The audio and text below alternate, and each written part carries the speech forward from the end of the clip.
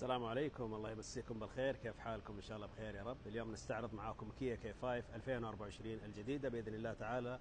نعطيكم أبرز مواصفات السيارة والتغييرات اللي حصلت بين 23 وال 24. نيجي لواجهة السيارة. الأنوار زي ما انتم شايفين تغيرت الشمعة عن الموديل السابق، طبعا LED بالكامل الأمامية والخلفية، وبرضه كشافات الضباب LED. 6 حساسات أمامية بالإضافة ل6 حساسات خلفية، كاميرا من أصل 4 كاميرات ورادار.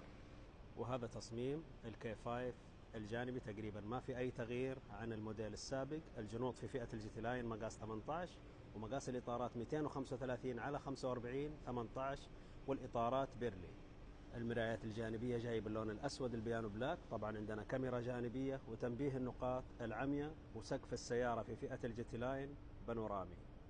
وهذه خلفية الكي 5 2024 فئة السيارة الجي لاين. طبعا 6 حساسات خلفية وكاميرا رؤية خلفية، وفتح الشنطة كهرباء.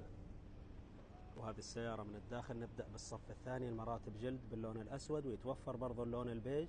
عندنا الايزوفيكس، تكاية وسطية مع حوامل أكواب، وفتحتين تكييف خلفية، ومنفذين USB للشحن. وهذه السيارة من جهة السائق، التحكم في المقاعد الأمامية للسائق وللراكب كهرباء. عندنا دعامات للفقرات القطنية أسفل الظهر للسائق وللراكب، وذاكرة لمقعد السائق، بالإضافة لميزة التهوية والتسخين للمقاعد الأمامية. القزاز الأمامي أوتو. عندنا تأمين الأبواب والقزاز الخلفي، سنتر لوك، تحكم في المرايات الجانبية وصفط المرايات. وهذه نظرة على الطبلون. شاشة الترفيه 12.3 تدعم الأبل كار بلاي والأندرويد أوتو لاسلكي. الآن عداد السيارة صار يجي شاشة متصلة مع شاشة الترفيه. المكيف مناخير للسائق والراكب، والتحكم فيه عن طريق اللمس. وإذا ضغطنا على الزر في الأعلى تتحول أزرار اللمس إلى تحكم في شاشة الترفيه.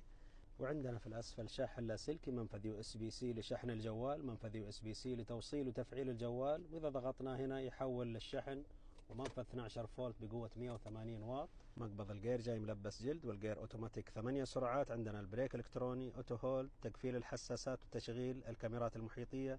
عدد 4 أوضاع قيادة، تهوية وتسخين للمقاعد الأمامية، وعدد 2 حوامل أكواب، ومساحة تخزين في الأسفل. والدركسون ملبس جلد على شكل حرف دي. فئة السيارة الجي لاين. في اليسار الأوامر الصوتية والرد على المكالمات والتحكم في الميديا، وفي اليمين عداد الرحلات ومثبت السرعة الذكي والرادار وتتبع المسار والمحافظة على المسار. وهذا محرك السيارة 2500 GDI بقوة 194 حصان، والجير اوتوماتيك 8 سرعات. هذه كانت مراجعة سريعة للكيا كي 5 2024 فئة الجي لاين. إن شاء الله كنت وفقت في التغطية.